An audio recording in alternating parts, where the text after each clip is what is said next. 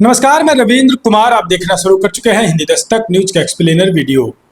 2027 में विधानसभा चुनाव है। चुनाव को लेकर बहुजन समाज पार्टी इस समय मजबूती के साथ चुनावी मैदान में उतरना चाह रही है। बसपा सुप्रीमो ने आगाज कर दिया 2027 में किसी भी हाल में पांचवी बार सरकार बनानी है। लेकिन बहुजन समाज पार्टी में दोस्तों आज एक बड़ी खबर निकल कर आ रही है।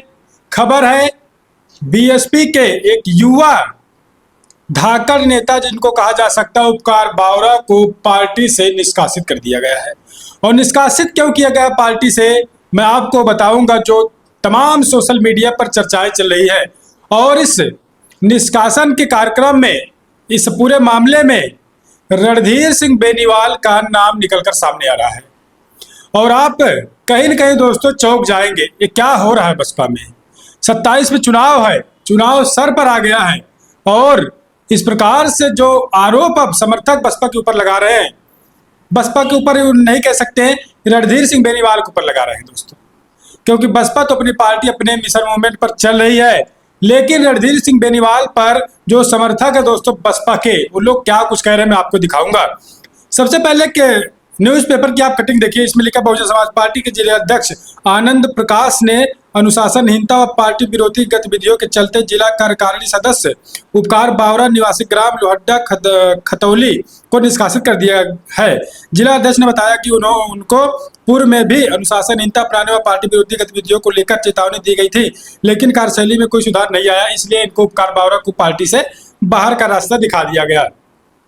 अब हम आपको बताते हैं दोस्तों, आप जानते हैं उपकार बावरा एक ऐसा नाम, एक ऐसा क्रांतिकारी आदमी जो कभी भीम आर्मी संगठन में हुआ करते थे।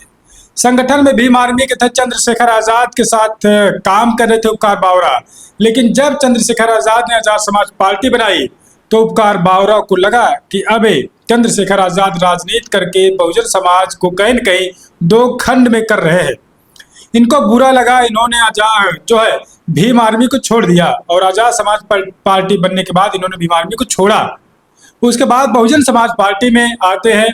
बहुजन समाज पार्टी में लंबे समय तक लगातार काम कर रहे रहे। वो काम करने के दौरान जैसा कि इस पेपर में बताया जा रहा है कि आनंद प्रकाश ने, जो जिला अध्यक्ष हैं दोस्तों मुजफ्फरपुर के, उन्होंने पार्टी से इनको अनुशासनहीनता अपनाने के कारण पार्टी से बाहर का रास्ता दिखा दिया है। तो बताता हूं कि सोशल मीडिया पर जो खबरें चल रही हैं, इनके निष्कासन को लेकर पार्टी से निकाले गए हैं। खबर यह है दोस्तों कि उपकार बावरा पार्टी से निष्कासित कर दिए क्योंकि पुरकाजी सीट पर दावेदारी ठोक रहे थे। तो एक पुरकाजी सीट है विधानसभा की, वहां से दावेदार हो रहे थे, ऐसे सोशल मीडिया पर खबरें चल रही हैं। और उसके बाद दोस्तों एक और पोस्ट आप देखिए, एक्स पर एक आदमी कर रहे हैं, शुभम सरोहा बसपा के समर्थक। इन्होंने लिखा, सहारनपुर मंडल में नेशनल कोऑर्डिनेटर रणधीर सिंह बेनीवाल द्वारा एक और कार्यकर्ता को पार्टी से निष्कासित किया गया। आदरणीय मायावती जी को उन्होंने टैग किया है। जी, रणधीर बेनीवाल को पार्टी से निष्कासित नहीं किया तो पार्टी का पतन कर देगा और पार्टी का वोट प्रतिशत 9 से घटकर 5% ही आ जाएगा।